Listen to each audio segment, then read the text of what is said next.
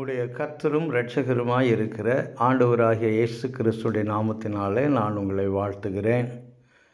மீண்டும் ஒரு விசை கர்த்தருடைய வார்த்தையின் மூலமாக உங்களோடு இடைப்படுவதில் நான் மகிழ்ச்சி அடைகிறேன். எனக்கு வலைத்தளத்தின் மூலமாக அநேகர் நண்பர்களாக இருக்கிறார்கள். குறிப்பாக ஒரு சில ஊழியக்காரர்களும் இருக்கிறார்கள். அப்படி இருக்கிற ஊழியர்களில் ஒருவர் எனக்கு அனுப்பக்கூடிய அனுதின வசனங்கள் எப்பொழுதுமே என்னை சிந்திக்க வைக்கும். ஏனென்று சொன்னால், அவர் வெறும் வசனத்தை அனுப்பாதபடி அந்த வசனத்தோடு சேர்ந்து நடைமுறை வாழ்க்கையில் இருக்கக்கூடிய அனுபவங்களை ஒப்பிட்டு அனுப்புவார். அப்படி சமீபத்தில் ஒரு வசனம் எனக்கு அனுப்பப்பட்டது. அதாவது, வாழ்க்கை சூழலில் எப்பொழுதாவது நாம் நெருக்கப்படுவோம், தள்ளப்படுவோம். அப்படி தள்ளப்பட்டு நாம் அடிக்கப்பட்டு செல்கிற பொழுது நாம் எப்படி உறுதியாக நிற்க முடியும் அல்லது எப்படியாக எழுந்து நிற்க முடியும் என்று சொல்லி ஒரு வசனம் எனக்கு அனுப்பியிருந்தார். நான் அதை குறித்து யோசித்து பார்த்தேன். வாழ்க்கையில் எல்லாமே அமைதியாக இருக்க வேண்டும், நன்றாக இருக்க வேண்டும், சுகமாக இருக்க வேண்டும் என்று நாம் எல்லோரும் விரும்புகிறோம். ஆனாலும் அதே நேரத்தில் நம்முடைய விருப்பத்துக்கு தக்க விதத்தில் நாம் விரும்பிய வண்ணமாக வாழ்க்கையின் சூழ்நிலைகள் நடைபெறுவது கிடையாது. சில நேரங்களில் கடினமான பாதைகளில் நாம் கடந்து போக வேண்டியிருக்கும். இருளான பாதையில் கடந்து போக வேண்டியிருக்கும். வெறுமையான பாதையில் கடந்து போக வேண்டியிருக்கும். தனிமையின் பாதையில் கடந்து போக வேண்டியிருக்கும். இழப்பின் மத்தியில், வறுமையின் மத்தியில் நாம் கடந்து போக வேண்டியது இருக்கும். இது வேதாகமத்தில் அநேக தேவ பிள்ளைகளுடைய வாழ்க்கையில் நடந்திருப்பதை நாம் பார்க்கிறோம்.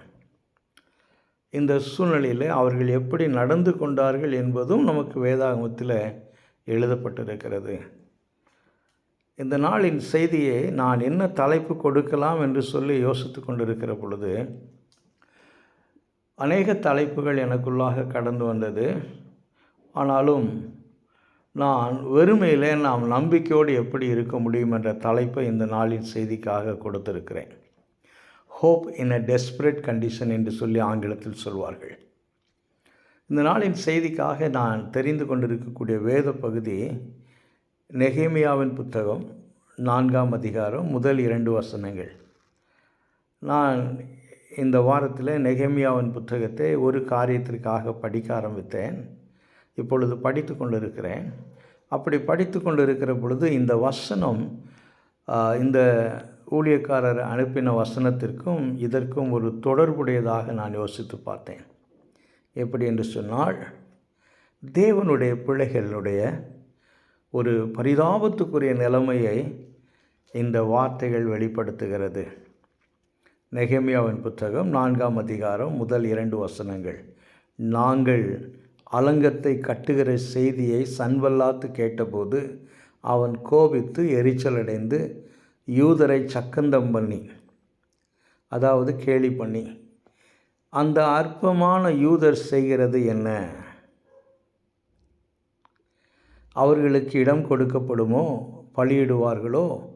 ஒரு நாளில் முடித்து போடுவார்களோ? சுட்டரித்து போடப்பட்ட மண்மேடுகளான கற்களுக்கு உயிர் கொடுப்பார்களோ என்று தன் சகோதரர்களுக்கும் சமாரியாவின் சேனைக்கு முன்பாக சொன்னான். இதில் ஒரு வார்த்தை என்னை அதிகமாய் சிந்திக்க வைத்தது. அதாவது, சுட்டரித்து போடப்பட்ட மண்மேடுகளாக இருக்கிற கற்களுக்கு இந்த அற்ப ஜனங்கள் உயிர் கொடுப்பார்களோ என்ற வார்த்தை. இது சாதாரணமான வார்த்தை கிடையாது. இதனுடைய வரலாற்று பின்னணியை நாம் யோசித்து பார்ப்போம் என்றால், தேவனால் தெரிந்து கொள்ளப்பட்ட பிள்ளைகள் 70 ஆண்டுகள் பாபிலோன் தேசத்தில் அடிமைகளாக இருந்து மேதிய பார்சிய பேரரசனுடைய ஆட்சி வந்த பொழுது பாபிலோன் தேசத்திலிருந்து விடுதலை பெற்று தங்களுடைய சொந்த தேசத்துக்கு வந்தார்கள். ஆனாலும் 70 ஆண்டுகள் கழித்து வந்திருக்கிறார்கள். வெறுமையாய் வந்திருக்கிறார்கள்.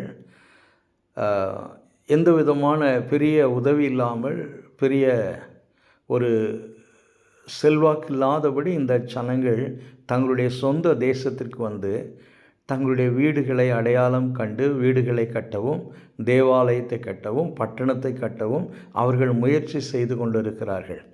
இந்த சம்பவமானது நெகேமியாவின் தலைமையின் கீழாக நடந்து கொண்டிருக்கிறது.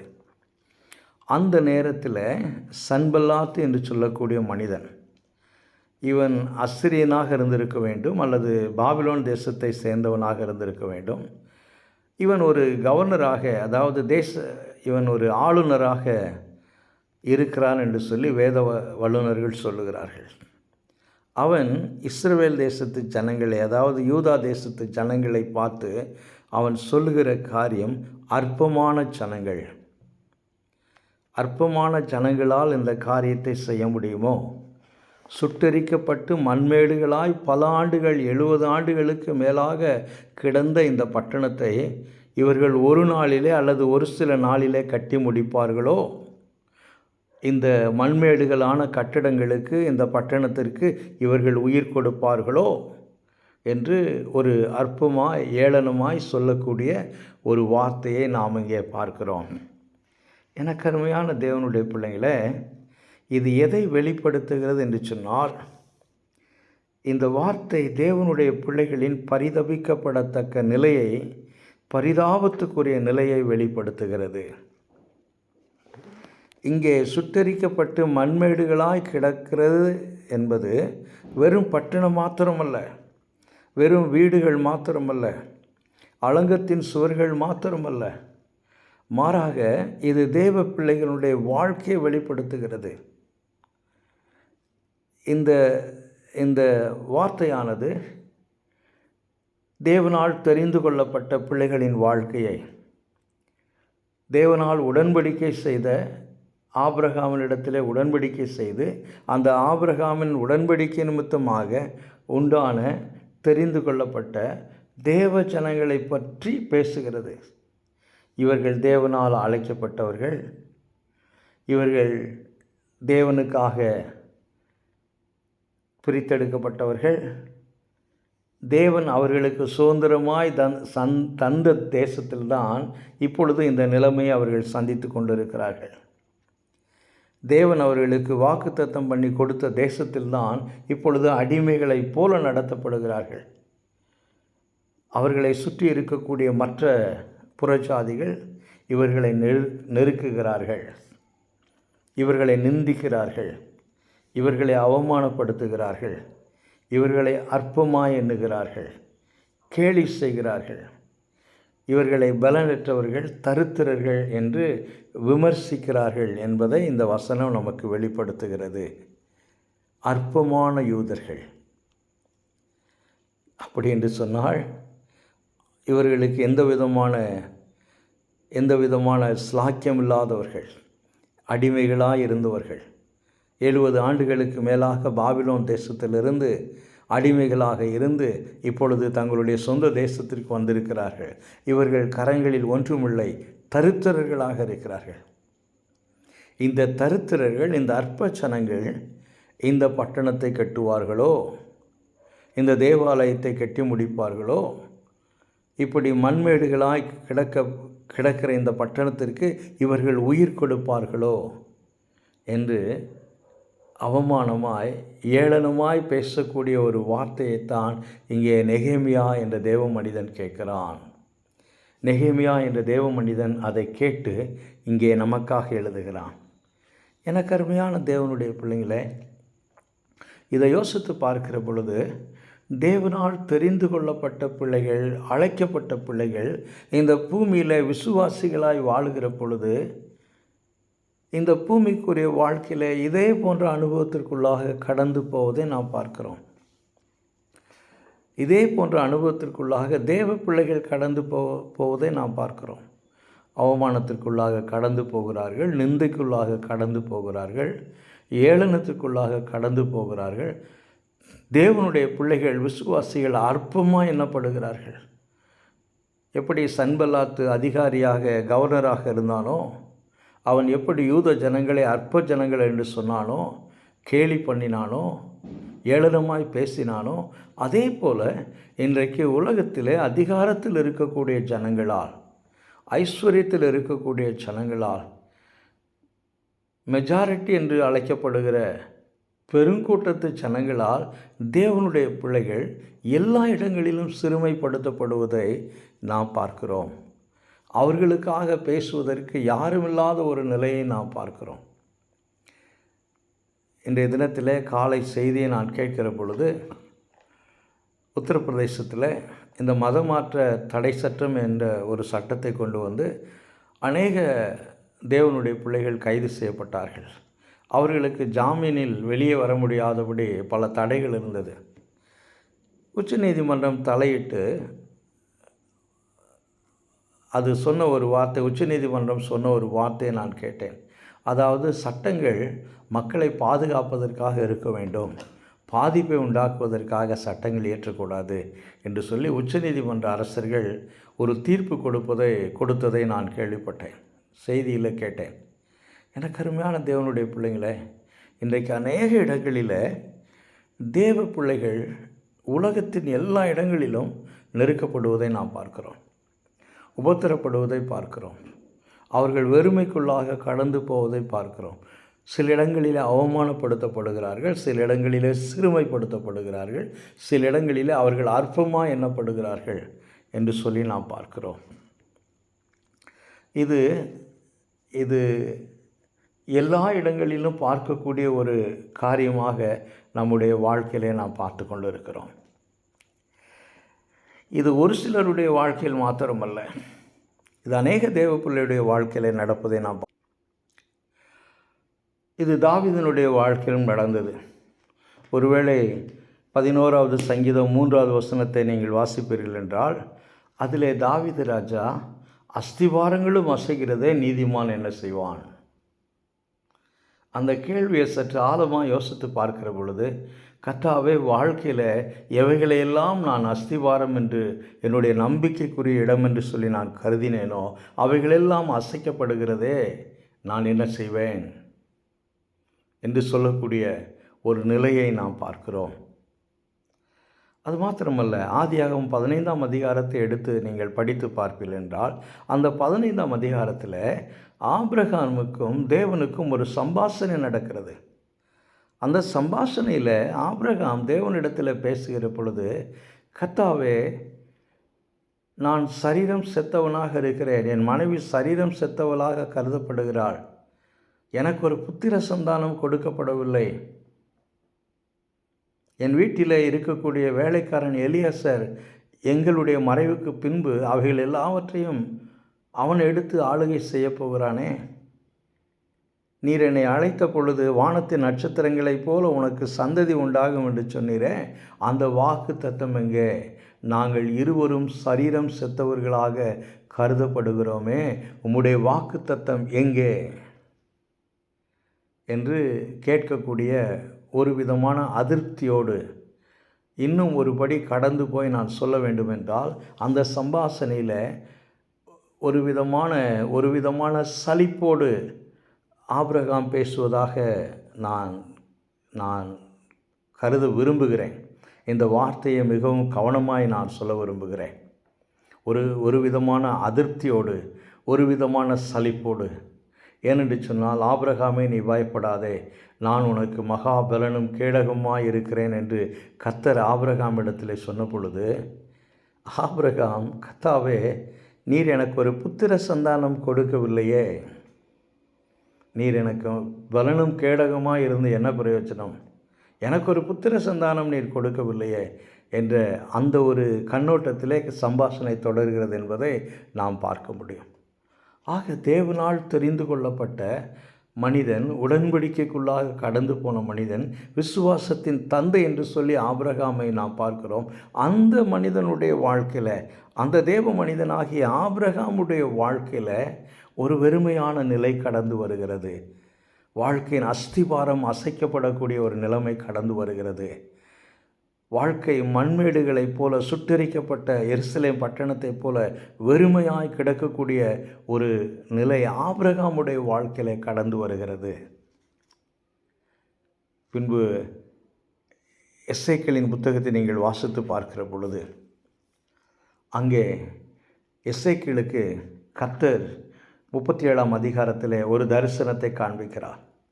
அந்த தரிசனத்திலே உலர்ந்த எலும்புகள் பெரிய மலை போல குவிந்து கிடக்கிறது. உலர்ந்து போன எலும்புகள், ஒன்றோடு ஒன்று சம்பந்தமில்லாத எலும்புகள். கர்த்தர் எசேக்கியேலை பார்த்து கேட்டார், இந்த உலர்ந்த எலும்புகளுக்கு உயிர் வரக்கூடுமோ என்று சொல்லி. எசேக்கியேல் மிகவும் எச்சரிக்கையான கவனமான ஒரு பதிலை கர்த்தருக்கு கொடுப்பதை நாம் பார்க்கிறோம். எனக்கு தெரியாத ஆண்டவரே என்று சொல்வதற்கு மாறாக கர்த்தரால் எல்லாம் முடியும் என்ற நம்பிக்கையோடு அங்கே அமைதியாக எசேக்கியேல் இருப்பதை நாம் பார்க்கிறோம். கர்த்தாவே, உமக்கு எல்லாம் தெரியும் என்று சொல்லி. என்ன சொல்ல வருகிறேன் என்று சொன்னால், இஸ்ரவேல் தேசத்தினுடைய ஜனங்களுடைய நிலைமையை அந்த உலர்ந்த எலும்புகள் வெளிப்படுத்துகிறது. ஆக தேவனால் தெரிந்து கொள்ளப்பட்ட மனிதன் ஆபிரகாம், நானும் என் மனைவியும் சரீரம் செத்த மனிதர்களுக்கு ஒப்பாக கருதப்படுகிறோமே, வாக்குத்தத்தம் பண்ணப்பட்ட சந்ததி எங்கே என்று ஆபிரகாம் தடுமாற்றத்தோடு கேட்கக்கூடிய ஒரு நிலையை நாம் பார்க்கிறோம்.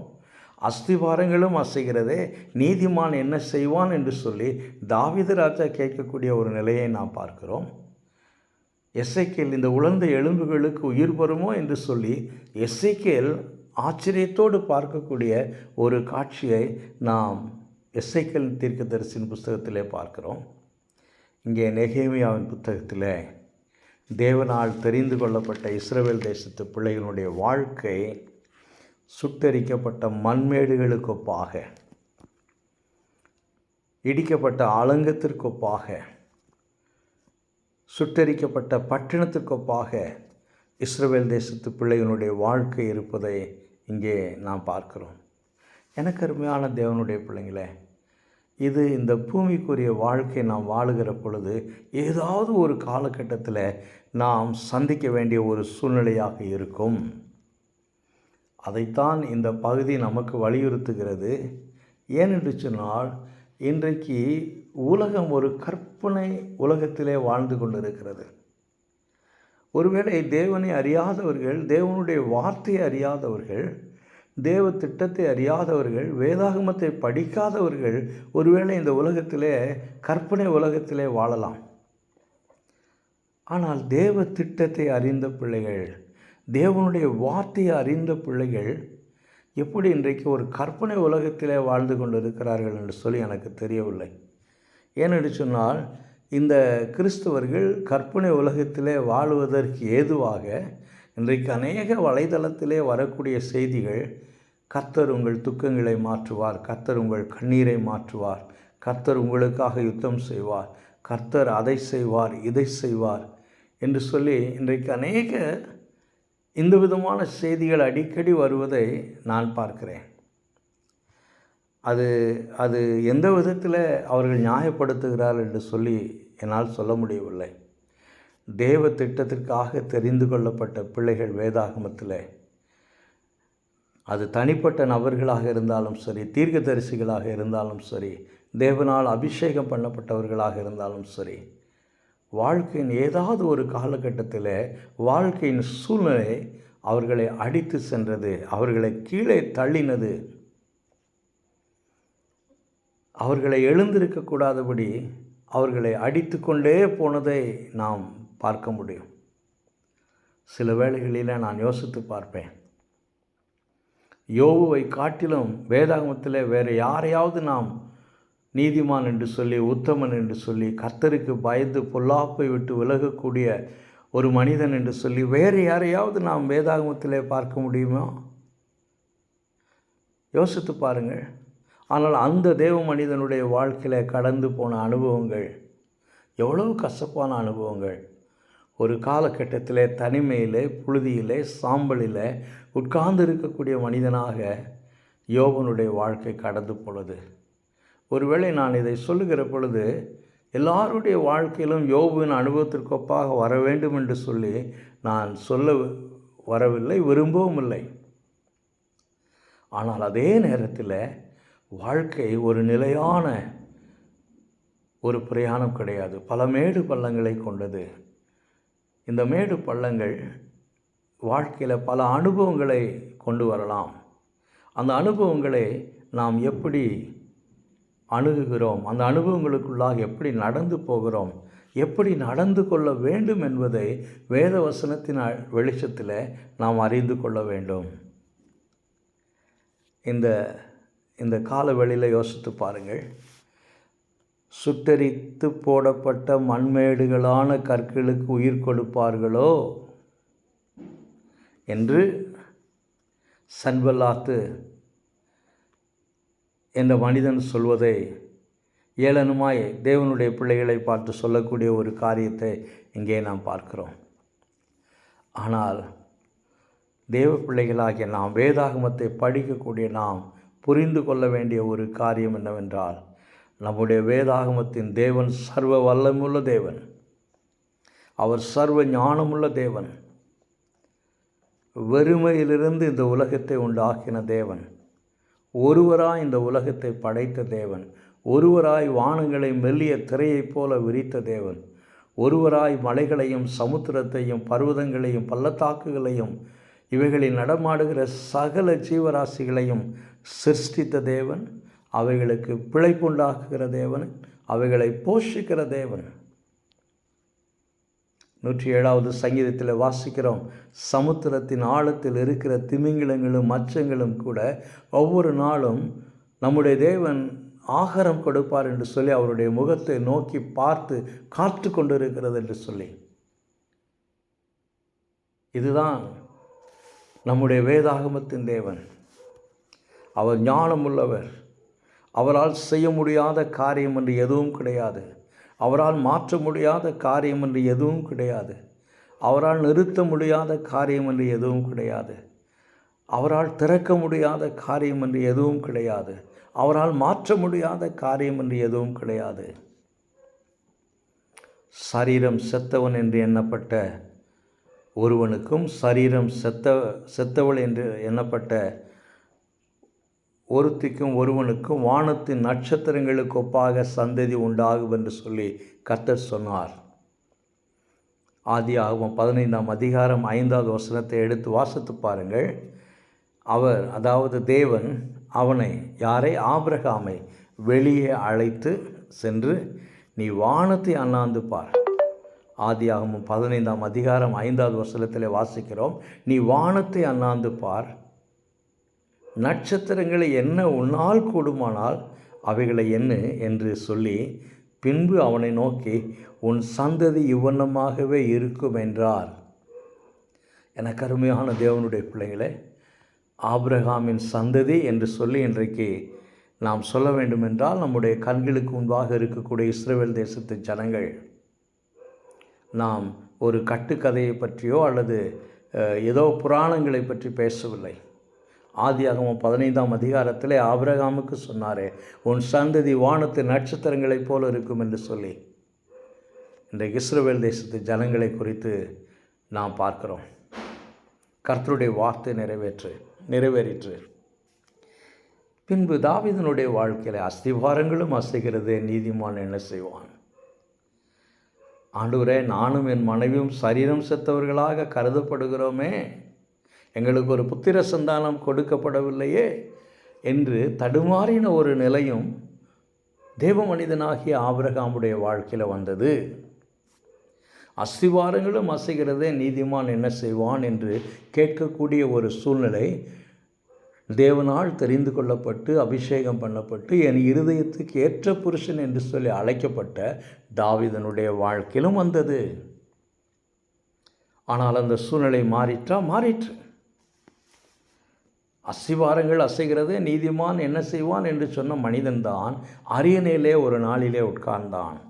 மகிமையான ஒரு தேசத்தை 40 ஆண்டுகள் ஆட்சி புரிந்தான். பல அனுபவங்களுக்குள்ளாக கடந்து போனான்.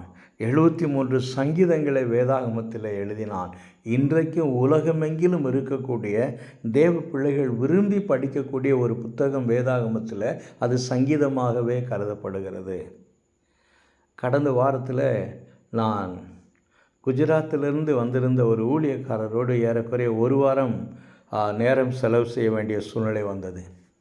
அவர் என்னிடத்திலே சொன்ன ஒரு வார்த்தை எனக்கு எப்பொழுதெல்லாம் பயம் வருகிறதோ, அதாவது அவருக்கு எப்பொழுதெல்லாம் அவருக்கு பயம் வருகிறதோ, எதை குறித்தாவது கவலை வருகிறதோ, அப்பொழுதெல்லாம் 23வது சங்கீதத்தை அந்த நாள் முழுவதும் சொல்லிக்கொண்டே இருப்பாராம்.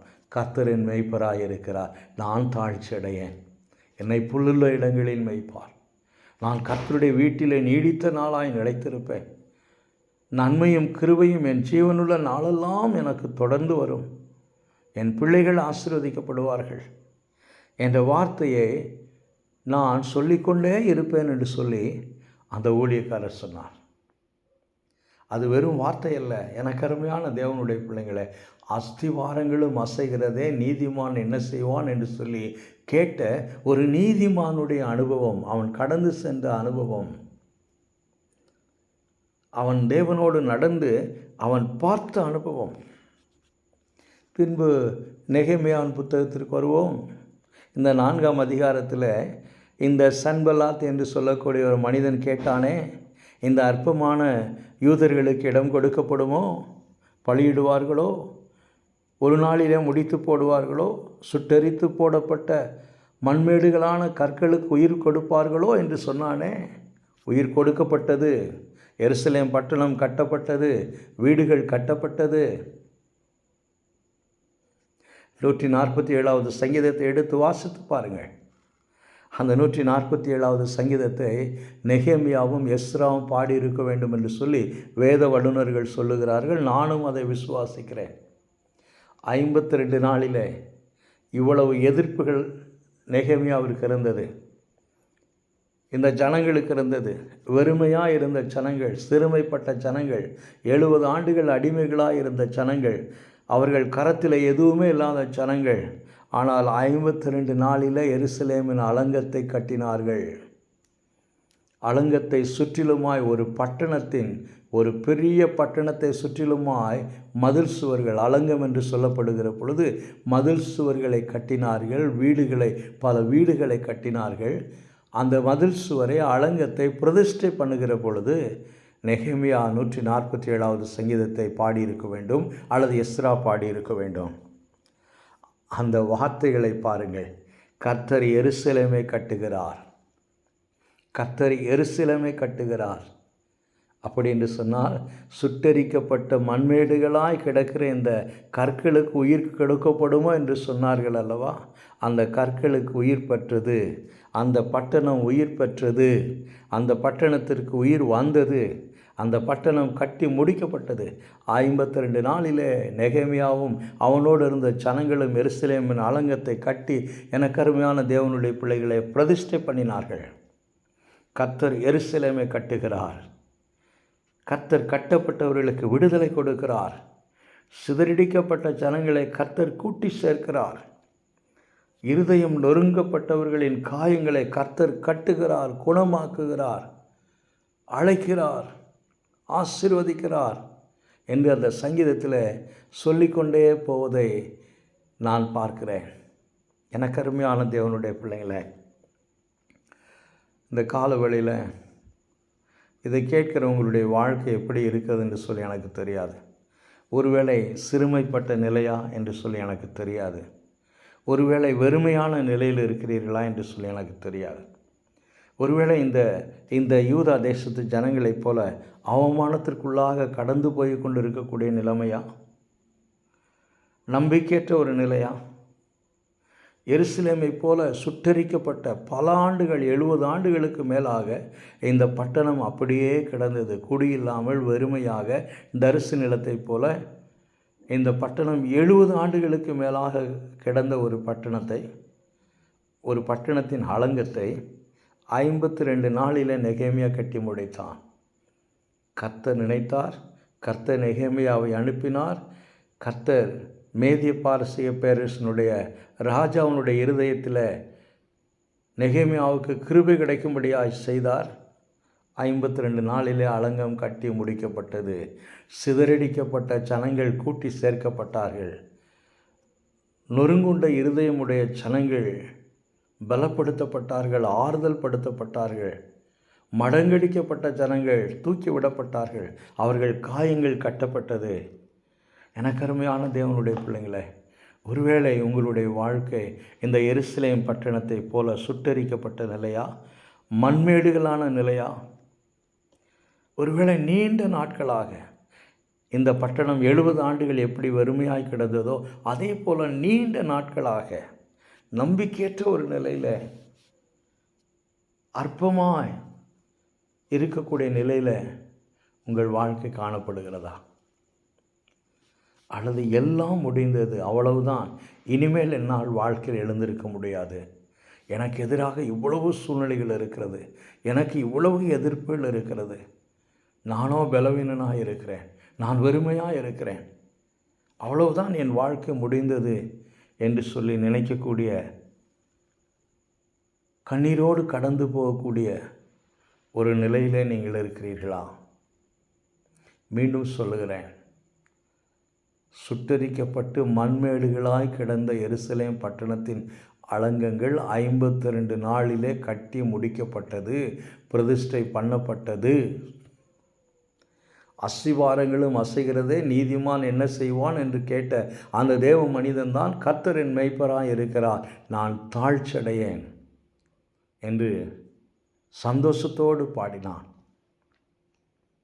சரீரம் செத்தவள் என்று கருதப்பட்ட ஆபிரகாம் சாராள் மூலமாக வானத்து நட்சத்திரங்களைப் போல சந்ததி வந்தது. எனக்கு அருமையான தேவனுடைய பிள்ளைங்களே, நம்முடைய தேவனாகிய கர்த்தர் கட்டுகிறவர், உடைந்த உங்கள் வாழ்க்கை கட்டுகிறவர், உடைந்த உங்கள் உள்ளங்களை கட்டுகிறவர், உடைந்த உறவுகளை கட்டுகிறவர், இடிந்த உறவுகளை கட்டுகிறவர், சிதறடிக்கப்பட்ட உறவுகளை கர்த்தர் கட்டுகிறவர், சிதறடிக்கப்பட்ட வாழ்க்கையை கட்டுகிறவர், காயங்களை கட்டுகிறவர், ரணங்களை குணமாக்குகிற கர்த்தர். இதுதான் நெகேமியாவின் புத்தகத்திலிருந்து நான் கற்றுக்கொண்ட பாடம். எனக்கு அருமையான தேவனுடைய பிள்ளைங்களை, நீங்கள் எந்த விதமான மனநிலைக்குள்ளாக கடந்து போய் கொண்டிருக்கிறீர்கள் என்று சொல்லி எனக்கு தெரியாது. ஆனால் இந்த வசனத்தின் மூலமாக கர்த்தர் உங்களுக்கு, நமக்கு 3 காரியங்களை சொல்ல விரும்புகிறார். இந்த புத்தகத்தை முழுமையாக படித்து பாருங்கள். நெகேமியாவின் புத்தகம் மிக அருமையான புத்தகம். நம்பிக்கையற்ற நிலையிலே நீங்கள் இருப்பீர்கள் என்றால், உடைந்து போன நிலையில் நீங்கள் இருப்பீர்கள் என்றால், வெறுமையில் நீங்கள் இருக்கிறீர்கள் என்ற நினைவு உங்களிடத்தில் இருக்கும் என்றால், அற்பமாய் ஜனங்கள் நடத்துகிறார்கள் என்ற ஒரு எண்ணம் உங்களிடத்தில் இருக்கும் என்றால், நெகேமியாவின் புத்தகத்தை படித்து பாருங்கள். நெகேமியா 3 காரியங்களை செய்தான். அந்த 3 காரியங்களை நாமும் செய்கிற பொழுது நம்முடைய வாழ்க்கையும் நம்மால் கட்ட முடியும், புதுப்பிக்க முடியும், உயிர்ப்பிக்க முடியும், மீண்டுமாக பிரதிஷ்டை பண்ண முடியும். நெகேமியா செய்த 3 காரியங்கள். அவன் தேவனை தேடினான் அல்லது தேவனிடத்தில் வந்தான். இது நெகேமியாவின் புத்தகத்தில் எல்லா இடங்களிலும் பார்க்கிறோம். அவன் எல்லா பிரச்சனைகளுக்கும் தேவ சமூகத்துக்கு வந்தான். முதலாவதாக. இரண்டாவதாக, எல்லா பிரச்சனைகளையும் தேவனுடைய சமூகத்திலே ஊற்றினான். எதிர்ப்புகள், அவமானங்கள், நிந்தைகள், பயங்கள், அச்சுறுத்தல்கள் எல்லாவற்றையும் கர்த்தருடைய சமூகத்திலே சொல்லக்கூடிய ஒரு மனிதனாக நான் நெகேமியாவை இந்த புத்தகத்திலே பார்க்கிறேன். மூன்றாவதாக, தன்னை முழுமையாய் கர்த்தருடைய கரத்திலே ஒப்பு கொடுக்கக்கூடிய ஒரு மனிதனாக நான் நெகேமியாவை பார்க்கிறேன். கர்த்தர் சமூகத்தை தேடக்கூடிய மனிதன், கர்த்தருடைய சமூகத்திலே தன்னுடைய இருதயத்தை ஊற்றக்கூடிய ஒரு மனிதன், கர்த்தர் சமூகத்துக்கு தன்னை முழுமையாய் ஒப்பு கொடுக்கக்கூடிய மனிதன். ஆங்கிலத்தில் சொல்ல வேண்டும் என்றால், come to him, confuse to him, commit to him. இந்த 3 காரியங்களை நெகேமியா செய்தான். நாமும் செய்கிற பொழுது கர்த்தர் நிச்சயமாக நெகேமியாவினுடைய காரியங்களை வாய்க்க பண்ணின தேவன் உங்களுடைய வாழ்க்கையும் என்னுடைய வாழ்க்கையும் நம்முடைய வாழ்க்கையும் அவர் வாய்க்க பண்ணுவார், கட்டுவார், புதுப்பிப்பார், கூட்டி சேர்ப்பார், குணமாக்குவார். சர்வ வல்லமுள்ள தேவன் கர்த்ததாமே இந்த வார்த்தை கொண்டு, வசனத்தை கொண்டு உங்களோடு பேசுவாராக. உங்களுடைய மேலான கருத்துக்கள், விமர்சனங்கள் வரவேற்கப்படுகிறது. ஆமென்.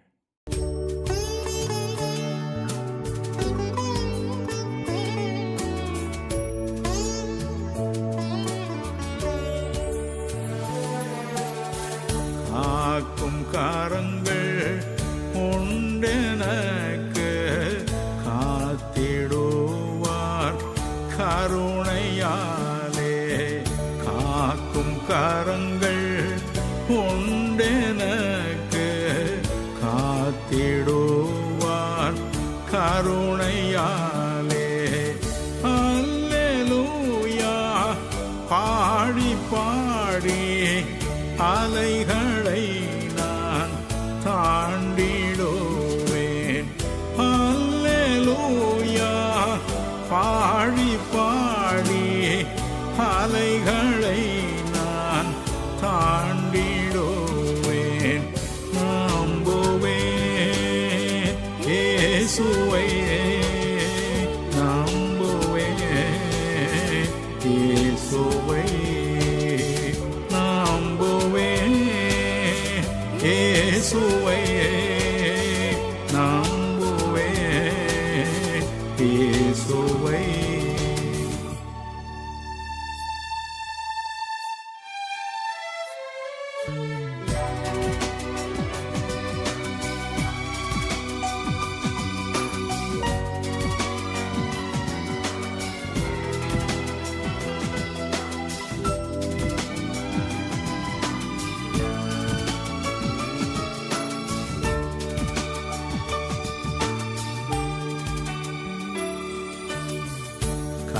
கண்மலைகள் பெயர்க்கும் படியாய் கர்த்தர் என்னை கரம் பிடித்தார்.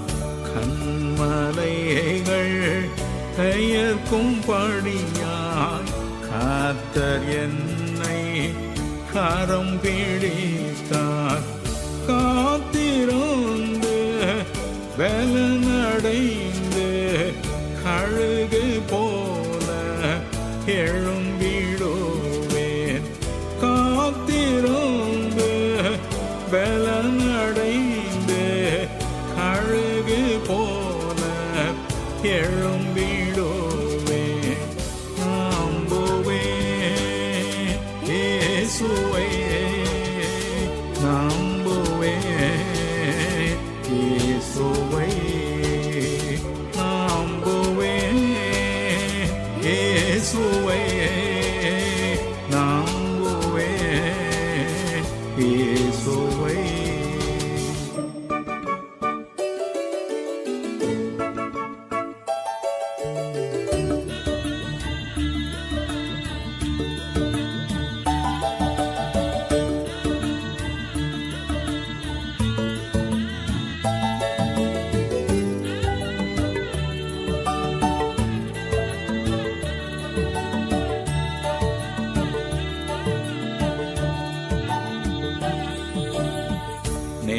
நிந்தனைகள் போராட்டம் வந்தும் நீதியின் தேவன் தாங்கினாரே.